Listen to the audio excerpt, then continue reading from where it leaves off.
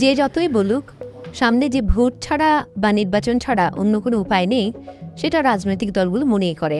তাই বড় দল বিএনপিকে চাপে রাখতে বাংলাদেশ জামায়াতে ইসলাম, জাতীয় নাগরিক পার্টি, এনসিপি সহ দু একটি দল ভোটে না যাওয়ার হুমকি দিয়েছে। অনেকে মনে করছেন এটিও তাদের নির্বাচনী কৌশল।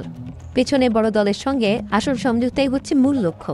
বিএনপিও যেহেতু যেভাবেই হোক ক্ষমতায় যেতে চায়, তাই একসময় ঐক্য হয়েই যাবে। অন্যদিকে বিএনপিও ক্ষমতায় যাচ্ছে ভেবেই অন্য দলগুলো বিএনপির সাথে দর কষাকষি করতে চায়। এখন পর্যন্ত আগামী জাতীয় নির্বাচন ঘিরে মূলত প্রধান তিনটি রাজনৈতিক জোট হওয়ার সম্ভাবনা দেখা যাচ্ছে। ফেব্রুয়ারিকে লক্ষ্য রেখেই জোট গঠন প্রক্রিয়া তোড়জোড় করছে। বিএনপির যুগপৎ আন্দোলনের সঙ্গে 12 দল সমমনা জোট, জামিয়াতে উলামায়ে ইসলাম সহ আরও কয়েকটি দল বিএনপির সঙ্গে জোটবদ্ধভাবে নির্বাচন করতে চায়, সেই সিদ্ধান্ত প্রায় চূড়ান্ত। পাশাপাশি এই জোটে গণতন্ত্র মঞ্চ, এবি পার্টি, এনসিপি, গণ অধিকার পরিষদ সহ বেশ কিছু দলের সঙ্গেও বিএনপি হাইকমান্ড নিয়মিত যোগাযোগ এবং বৈঠক করছে। তবে বিএনপি জামাতের সঙ্গে জোট করতে চাচ্ছে না।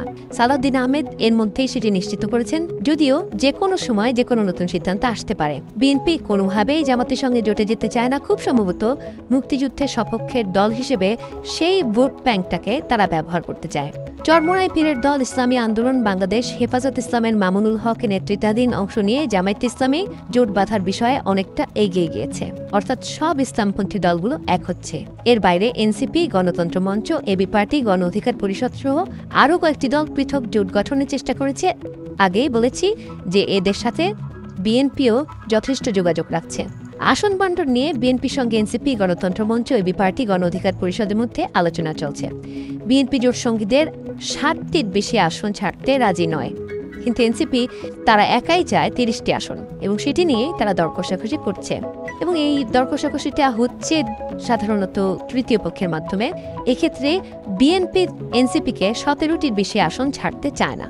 জামাত যদিও জোটবদ্ধ না, তবুও তারা বিএনপির কাছ থেকে 50টি আসন ছাড় চায়।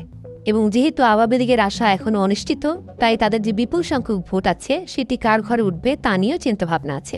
কার্যক্রম নিষিদ্ধ আওয়ামী লীগের কর্মী সমর্থকরা জাতীয় পার্টির উপর ভর করবে বলে জাতীয় পার্টি মনে করে। তারা মনে করছে গোপালগঞ্জ, বৃহত্তর ফরিদপুর, রংপুর, খুলনা অঞ্চলের বেশ কিছু আসনে জাতীয় পার্টির শক্ত প্রতিদ্বন্দ্বিতার মোকাবেলা করতে হবে বিএনপি এবং জামায়াত নেতৃত্বাধীন জোটের সাথে।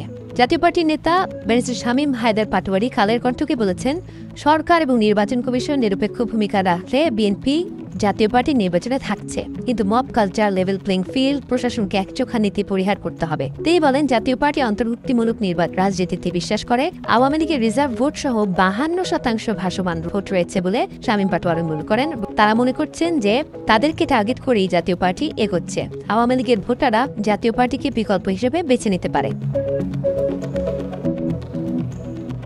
তবে আওয়ামী লীগের কেউ এখন পর্যন্ত অন্য কোনো দলের হয়ে নির্বাচন করবে সেরকম কোনো কথা শোনা যায়নি। আওয়ামী লীগকে ভাঙার প্রচেষ্টা অনেক শোনা গেছে, রিফাইন্ড আওয়ামী লীগ, নতুন নেতৃত্ব, এসব শোনা গেলেও সেরকম কিছু হচ্ছে না বলেই জানা যায়। তবে জোটগুলো কিভাবে কাজ করবে সেটা একটা প্রশ্ন, কারণ জোটের অংশ হয়েও এক দলের প্রার্থী আরেক দলের প্রতীক নিয়ে নির্বাচন করতে পারবে না। অর্থাৎ বিএনপির সাথে জোট করলেই ছোট দলগুলো যে ধানের শীষ নির্বাচনী প্রতীক পাবে ব্যাপারটি এমন নয়।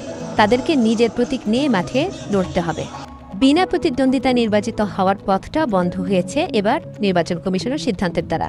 এখন থেকে কোনো আসনে একজন প্রার্থী থাকলে তিনি আর বিনা প্রতিদ্বন্দ্বিতা নির্বাচিত হবেন না। এক্ষেত্রে একজন প্রার্থী থাকলে তাকে প্রতিদ্বন্দ্বিতা করতে হবে না ভোটের সঙ্গে। তবে সমস্যা হচ্ছে বিরোধী দল নিয়ে।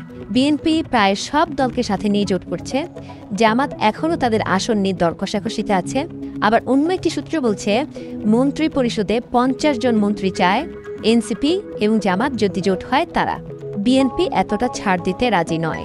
মোটামুটি এই রফাগুলো হয়ে গেলেই আর কেউ নির্বাচন নিয়ে বিরোধিতা করবে না। সুতরাং দর্শক, তৈরি থাকুন, সামনে আসছে স্বাধীনতা বিরোধীদের বিরাট অংশগ্রহণ নিয়ে তৈরি হওয়া সরকার।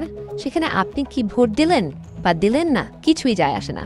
সবটাই নির্ধারণ করবে ট্রেসি জ্যাকবসনের মধ্যস্থতায় কে কতটুকু এতে রাজি হলো তার ওপর।